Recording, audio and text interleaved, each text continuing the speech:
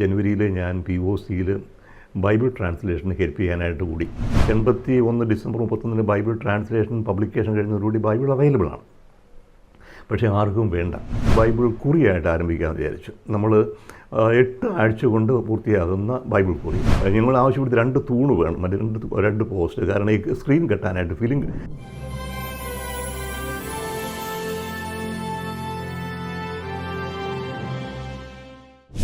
ഞാൻ ബൈബിള് പഠിച്ചത് റോമിലാണ്. എൻ്റെ ഓർഡിനേഷൻ 68-ലായിരുന്നു, പ്രൊപ്പഗാൻഡ ഫീദയിൽ വെച്ചാണ്. 68 മുതൽ 78 വരെയുള്ള കാലഘട്ടം റോമിലെ ബിബ്ലിക്കൽ ഇൻസ്റ്റിറ്റ്യൂട്ടിൽ ഞാൻ ബൈബിൾ പഠിച്ചു. ബിബ്ലിക്കൽ തന്നെ ഡോക്ടറേറ്റ് എടുത്തു. അതിനുശേഷം 1979 മെയ് മാസത്തിലാണ് ഞാൻ റോമിൽ തിരിച്ചു വരുന്നത്. തിരിച്ചു വന്ന് ആദ്യത്തെ 6 മാസം ചെമ്പേരി ഇടവകയിൽ അസിസ്റ്റൻ്റ് വികാരിയായിട്ട് ജോലി ചെയ്തു. ആ കാലഘട്ടത്തിൽ എറണാകുളത്ത് POCയിൽ ബൈബിൾ ട്രാൻസ്ലേഷൻ നടക്കുകയാണ്. എൻ്റെ സുഹൃത്തും ക്ലാസ്മേറ്റുമായിരുന്ന സെബാസ്റ്റ്യൻ വടക്കുംപാടനച്ഛനായിരുന്നു അതിൻ്റെ ചീഫ് എഡിറ്റർ. പുതിയ നിയമം പബ്ലിഷ് ചെയ്ത് കഴിഞ്ഞു, പഴയ നിയമത്തിൻ്റെ ട്രാൻസ്ലേഷൻ വർക്ക് നടക്കുകയാണ്. അന്ന് എന്നോട് ചോദിച്ചു താല്പര്യമുണ്ടോ, പിതാവ് സമ്മതിച്ചു. അങ്ങനെ 80 ജനുവരിയിൽ ഞാൻ POCയിൽ ബൈബിൾ ട്രാൻസ്ലേഷന് ഹെൽപ്പ് ചെയ്യാനായിട്ട് കൂടി.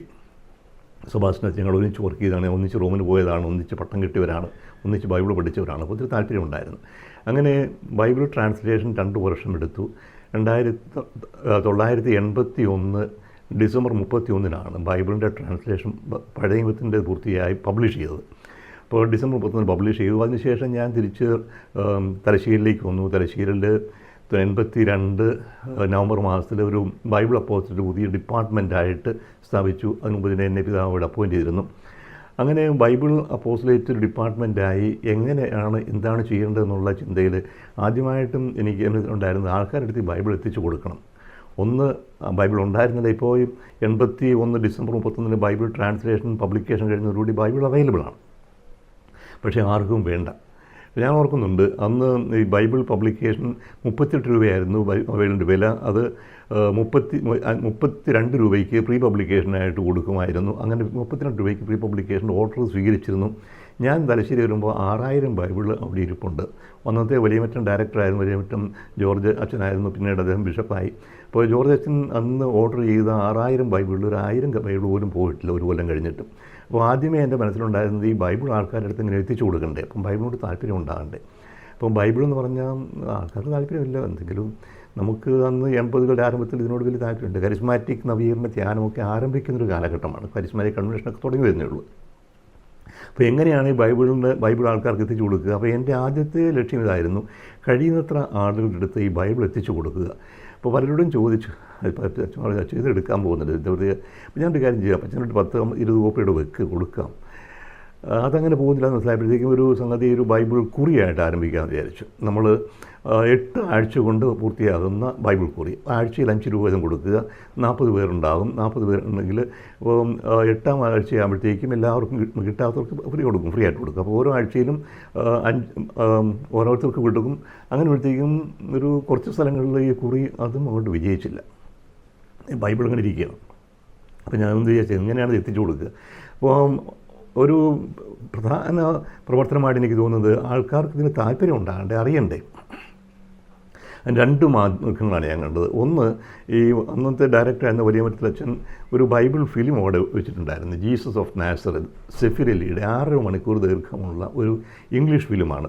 അന്നത്തെ വലിയ റീലാണ്. അപ്പോൾ അത് 6 റീലുള്ള ഫിലിമാണ്. അപ്പോൾ 6 മണിക്കൂർ ദീർഘിക്കുന്ന ഫിലിം. അപ്പോൾ ഞാൻ വിചാരിച്ചു ആൾക്കാർക്ക് ഈ ഫിലിം ഒന്ന് കാണിച്ചു കൊടുക്കാം. ഫിലിം കാണിക്കാനായിട്ട് അതിലെല്ലാ സംവിധാനങ്ങളും അവിടെ ഉണ്ടായിരുന്നു. അതിൻ്റെ പ്രൊജക്ടറുണ്ട്, ജനറേറ്ററുണ്ട്. എനിക്കൊരു ജീപ്പും കിട്ടിയായിരുന്നു. അപ്പോൾ പ്രൊജക്ടർ, ജനറേറ്റർ, ലൈറ്റ് സംവിധാനം എല്ലാം ഉണ്ട്. ഇപ്പം ബൈബിൾ ഫിലിം രാത്രിക്കല്ലേ കാണിക്കാൻ പറ്റുള്ളൂ. അങ്ങനെയാകുമ്പോൾ അല്പം നേരത്തെ തുടങ്ങുകയാണെന്നുണ്ടെങ്കിൽ നമുക്കൊരു കൺവെൻഷനായിട്ട് ആരംഭിക്കാം. അപ്പോൾ പുതുമനച്ഛനുണ്ട്, എൻ്റെ കൂട്ടുകാരനാണ്. ഞങ്ങൾ 2 പേരും കൂടി ഇങ്ങനെ ബൈബിൾ കൺവെൻഷൻ ആരംഭിച്ചു. അപ്പോൾ ഒരു 3-3:30 ആകുമ്പോഴേക്കും ഞങ്ങൾ സ്ഥലത്ത് ചെല്ലും. അവിടെ ഞങ്ങൾ ആവശ്യപ്പെടുന്ന 2 തൂണ് വേണം, മറ്റേ 2 പോസ്റ്റ്. കാരണം ഈ സ്ക്രീൻ കെട്ടാനായിട്ട് ഫിലിമിൻ്റെ സ്ക്രീൻ കെട്ടാനുള്ള തൂണ് മാത്രം, ബാക്കി ഞങ്ങളുടെ ഇതിലുണ്ട്. അത്യാവശ്യം കറണ്ട് സംവിധാനങ്ങളുണ്ട്, ട്യൂബ്ലൈറ്റ് ഉണ്ട്, എല്ലാം. അപ്പോൾ ഞങ്ങളൊരു 3:30 ആകുമ്പോഴത്തേക്കും ചെല്ലും. ഈ സ്ക്രീൻ വലിച്ച് കിട്ടും. അപ്പോൾ കുറച്ച് പാട്ട് വെക്കും. അതിനുവേണ്ടി പാട്ട് പുസ്തകം ഉണ്ടാക്കി പാട്ട് വെക്കുന്നു. ഒരു 4 മണിയാകുമ്പോഴത്തേക്കും ആൾക്കാർ വരാൻ തുടങ്ങുന്നു. ഞങ്ങളൊരു അരമണിക്കൂർ നേരം ബൈബിൾ വായന. അതിനുശേഷം ബൈബിൾ പ്രസംഗങ്ങളാണ്. പുതുമനച്ഛനും ഞാനും മാറി മാറി ഇപ്പോൾ 2 ടോക്ക് 3 ടോക്ക് ഉണ്ടാകും. ഒരു സന്ധ്യയാവുന്നവരെ പോകണമല്ലോ. അങ്ങനെ ബൈബിൾ കൺവെൻഷനായിട്ട് ആരംഭിക്കുകയാണ്. അതൊരു വലിയ വിജയമായി.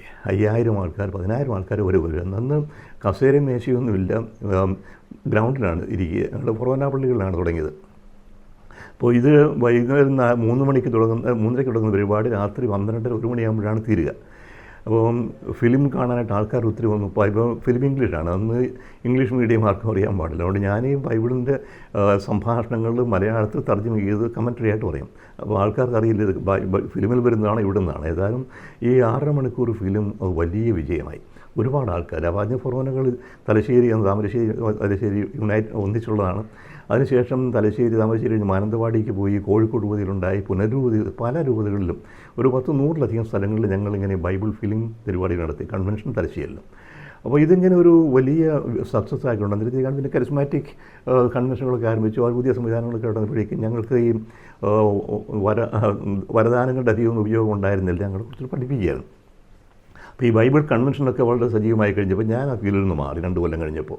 അപ്പോൾ ഇതൊരു തുടക്കമായിരുന്നു, ബൈബിളിനോടൊരു താല്പര്യം ഉണ്ടാവുക. ഇതിനിടയ്ക്ക് ബൈബിൾ വിതരണം മുന്നോട്ട് പോയി. കുറച്ച് 2 കൊല്ലം ആയപ്പോഴത്തേക്കും മേടിച്ച് വെച്ചിരുന്ന ബൈബിൾ തീർന്നു. പുതിയ ബൈബിളിന് ഓർഡർ വരാൻ തുടങ്ങി. അങ്ങനെ ഞാൻ ജീപ്പിന് ബൈബിൾ കൊണ്ടുവരും. ഒരു കാലഘട്ടം ആയപ്പോഴത്തേക്കും POC ഞാൻ 3000 ബൈബിൾ എടുത്തു കൊണ്ടുവന്ന് വെച്ചു. ആൾക്കാർ കൊടുത്തുകൊണ്ടിരുന്നു. POC ബൈബിൾ ഇല്ലാതായപ്പോൾ തലശ്ശേരി ബൈബിൾ ഉണ്ടായിരുന്നു. അപ്പോൾ അങ്ങനെ ഒരു 10-15,000-ഓളം ബൈബിൾ എനിക്ക് തന്നെ വിതരണം ചെയ്യാൻ സാധിച്ചു ഈ കാലഘട്ടത്തിൽ. അപ്പോൾ ആൾക്കാർക്ക് താല്പര്യമായി. അതൊന്ന്, ബൈബിൾ വായിക്കുന്നു, ബൈബിൾ വിതരണം ചെയ്യുന്നു. പക്ഷേ ഇതുകൊണ്ടായില്ലോ, ബൈബിളിനോട് താല്പര്യമുണ്ടാകുന്നുണ്ടെങ്കിൽ അറിയണ്ടേ. കൂടി സീരിയസ് ആയിട്ട് പഠിക്കണമെന്ന് താല്പര്യമുള്ളവർക്ക് അതിനുവേണ്ടി 2 കാര്യങ്ങളാണ് ഞാൻ ചെയ്തത്. ഒന്ന്, ബൈബിൾ ക്ലാസ് എടുക്കുക.